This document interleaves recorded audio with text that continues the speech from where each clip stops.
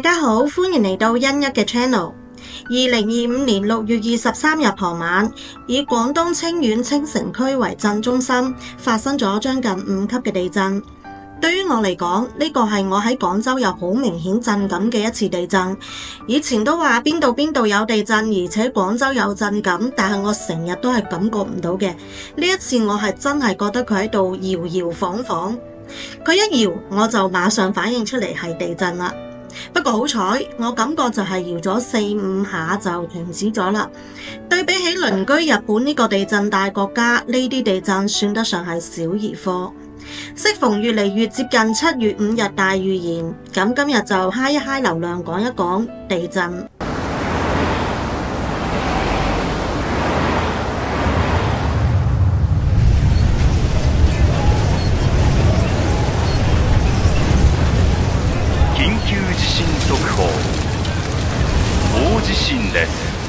太陽係最接近地球嘅一顆行星，對於地球有無可替代嘅影響。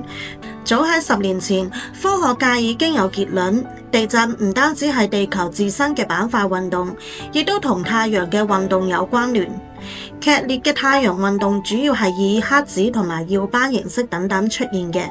根據地球科學中國地質大學學報中一文《太陽活動週與全球大地震》中記錄，太陽黑子粒數 N 小於56，即係低太陽活動水平。全球10個有記錄9級以上地震嘅，高達9個出現喺呢一個時期，而38個有記錄嘅8.6至8.9級地震記錄中，26個出現喺呢一個時期。根據香港天文學會2023年3月11日發佈嘅太陽黑子活動超過預期數量，已與上次極大期相近，甚至超過。一文中得出，我哋從2019年開始處於太陽活動嘅第25個週期，預期喺2025年中達到極大期，亦即係話我哋目前可能係處於極大期嘅太陽活動中。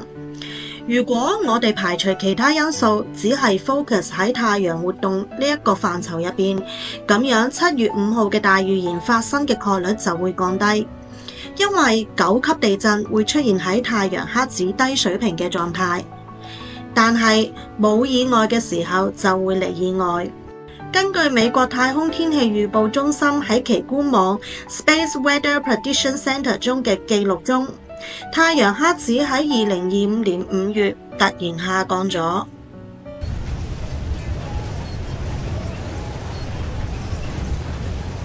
緊急地震速報。大地震です。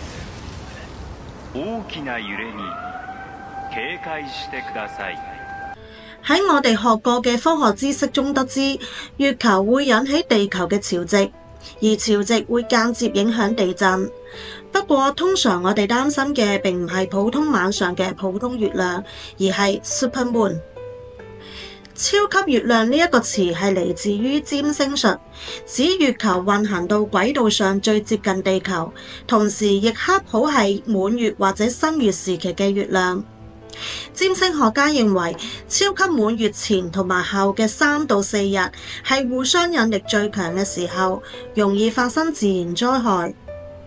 台灣中央通訊社官網於2016年9月13日發佈嘅《日科學家發現大地震而與月球引力有關》一文中敘述，東京大學井出哲教授同埋其科研小組於英國科學雜誌《自然地球科學網絡版》中發佈研究成果，造成潮水漲落嘅月球引力作用較強嘅時候，容易發生好似東日本大地震一樣嘅巨大強震。好似2004年印尼發生規模9.1地震，2010年智利發生規模8.8級強震，都係喺漲潮期間發生嘅。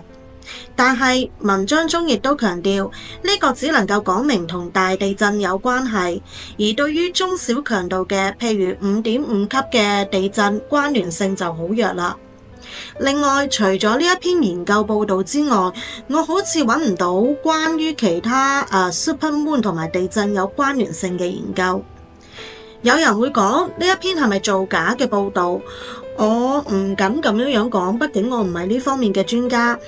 但係亦都有人問係咪有井出節呢個人㗎？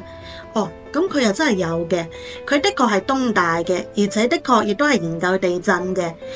如果我哋排除其他因素，只係 focus 喺月球運動上，好似唔太可能得出關於7月5號大預言發生概率嘅結論。By the way， AI 告訴我哋，2025年超級月亮發生嘅將會喺以下3個日期。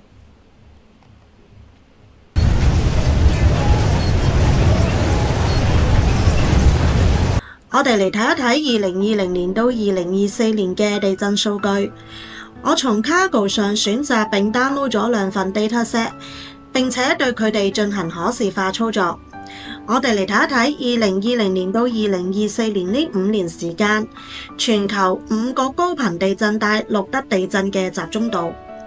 同樣處於東環太平洋地震帶 California 出現嘅地震比智利秘魯嘅更加少。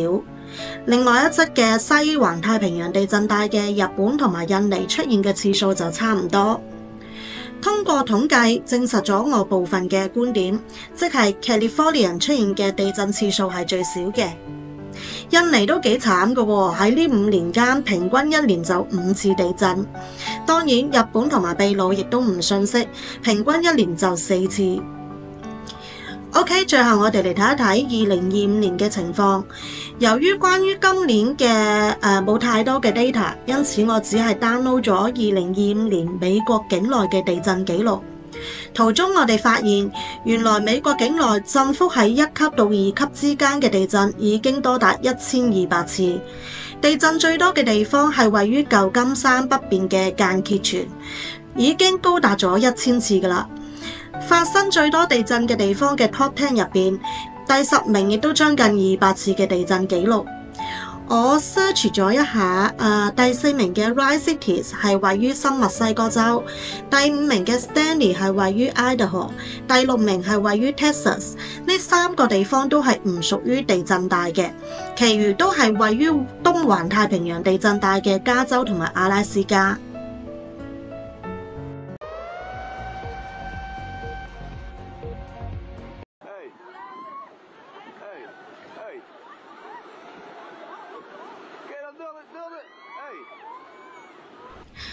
講真啦，呢幾年世界真係發生咗翻天覆地嘅變化，病毒、戰爭、大火、空難，各種負面狀況向人類襲來。希望太陽對地球友好一啲，希望造物主對人類好一啲啦。OK， 如果中意我嘅視頻，不妨 subscribe 點個 like、comment and share 啦。我哋下個視頻見，See you。